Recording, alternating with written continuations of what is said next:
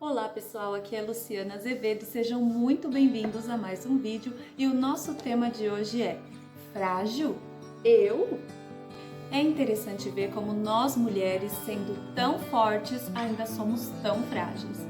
No livro de 1 Pedro 3,7, que causa muita polêmica nos nossos dias, onde Pedro instrui os maridos a tratar as mulheres como parte mais fraca, ou em algumas versões dizem vaso mais frágil. Vamos usar essa versão então aqui no nosso vídeo. Provérbios 14:1 diz que toda mulher sábia edifica a sua casa. Conflitante, não?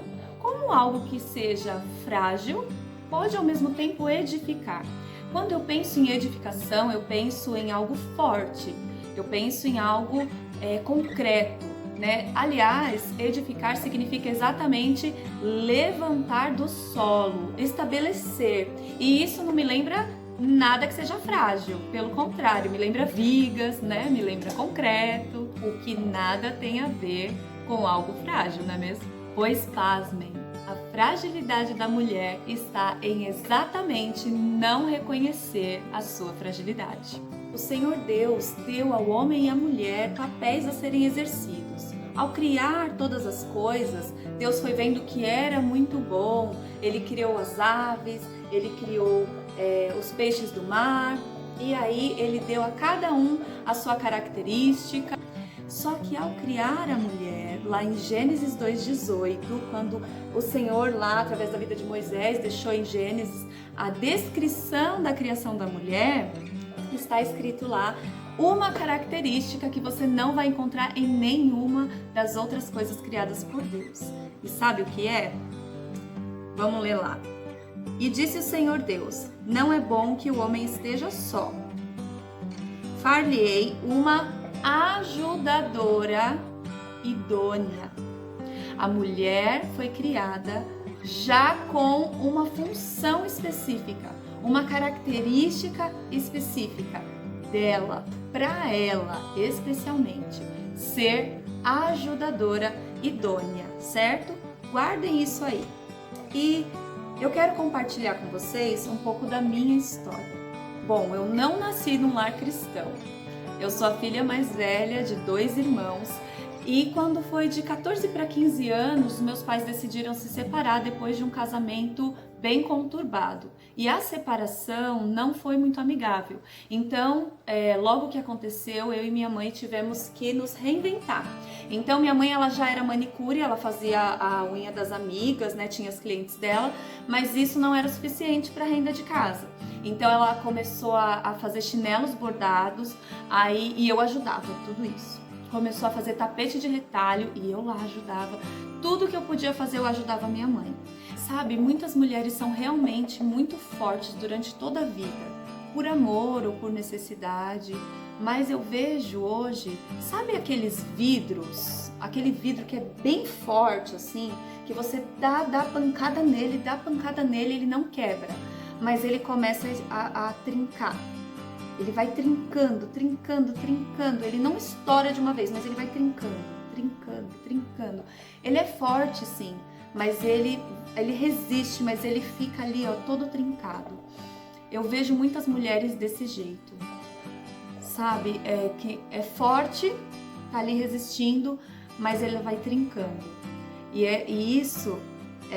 essas rachaduras muitas vezes se chama falta de perdão, amargura, falta de amor próprio, aquelas mulheres que falta autoestima, sabe, depressivas. Isso vai rachando. Ela não estoura muitas vezes, mas vive uma vida assim cheia de rachaduras. E eu vi a minha mãe tão forte, mas ao mesmo tempo tão frágil. Eu via que ela precisava ser cuidada, que ela precisava ter ali alguém com ela para estimulá-la, para dar uma força para ela, e eu me via nessa condição. Então, minha mãe falava, vamos, e eu cresci vendo essa mulher sendo cabeça do lar. Bom, aos 17 anos eu conheci o meu marido, que era o oposto de mim. Ele era o filho mais novo de 2 irmãos, vinha ali de uma família estruturada, porque os pais, embora tivesse seus problemas ali no casamento,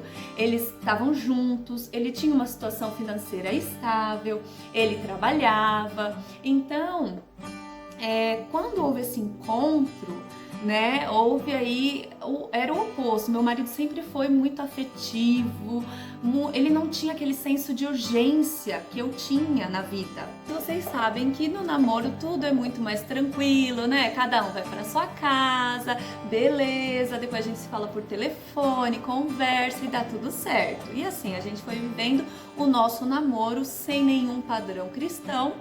E quando foi aos 18 anos, eu fiquei grávida do meu primeiro filho.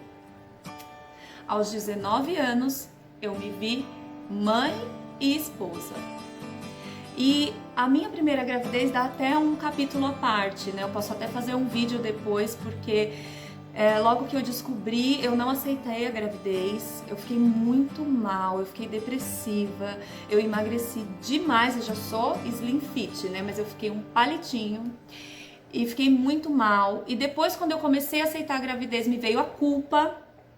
Então foi muito difícil. Se vocês quiserem que eu faça um vídeo sobre isso, depois comenta aqui, faça um vídeo sobre a sua primeira gravidez. E aí eu faço um vídeo falando, porque eu sei que muitas mulheres também passam por isso. Enfim, então eu me casei, né? Fui morar com o meu marido. E aí o caldo entornou, minhas amigas. Aí o bicho pegou. Porque, como que vinha bonita aqui? Vinha, olha, toda a rainha da cocada preta. Eu que mando, eu que decido, é isso e pra cá. E assim eu afastava mais e mais o meu marido com a minha autossuficiência, me achando toda forte, mas sendo completamente frágil, incapaz de edificar uma casa. Mas ai daquele que ousasse falar isso pra mim, porque eu tava no meu limite. Pra mim, eu tava dando o meu melhor. Como assim? Eu tô fazendo, tô me esforçando. Eu tô tudo aqui, ó, a minha própria força. Talvez seja o seu caso hoje. Talvez você esteja assistindo esse vídeo até aqui e esteja pensando, frágil eu? E realmente a gente não vê assim. Mas é interessante como o cansaço, como o desânimo nos acompanha quando a gente está assim no nosso limite. Então é bom você se observar. E foi exatamente desse jeito que Deus me encontrou. Feminista, rebelde, insubmissa, vazia, triste e frágil. Completamente frágil. Foi em meio a uma crise séria no meu casamento que eu e meu marido então nos rendemos a Cristo. E por isso eu digo que a palavra de Deus, ela é como um tesouro, sabe? Um tesouro preciosíssimo, porque o que você encontra aqui, você não encontra em lugar nenhum. E essa palavra que é viva, ela começou a conflitar no meu coração. E é por isso que muitos desistem no meio do caminho, porque quanto mais nos aproximamos de Deus, mais nós vemos que precisa haver mudança.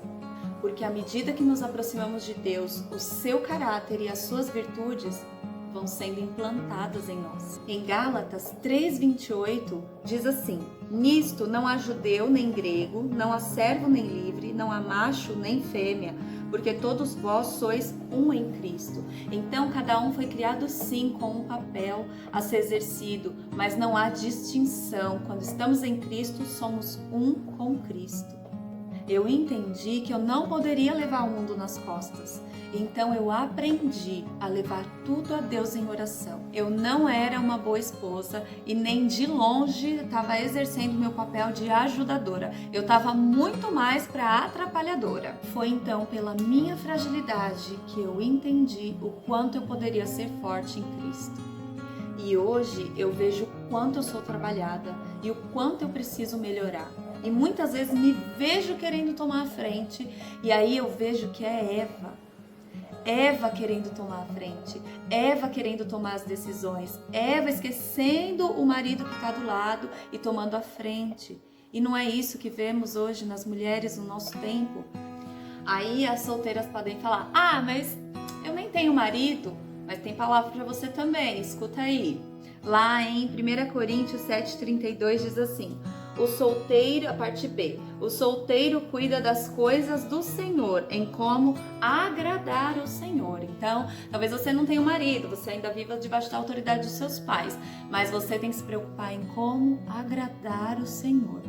Aí você me diz, eu sou casada, tá? Eu tenho caminhado com o meu marido. E aí? Lá em Efésios 5:21, lá faz a analogia de Cristo como noivo e da igreja como a noiva. Então tem lá as características de que o noivo ele dá vida, né? O marido dá vida pela esposa e a esposa serve o seu marido, se sujeita ao seu marido. Pode me dizer como há muito tempo eu pensei, mas o meu marido não faz a parte dele.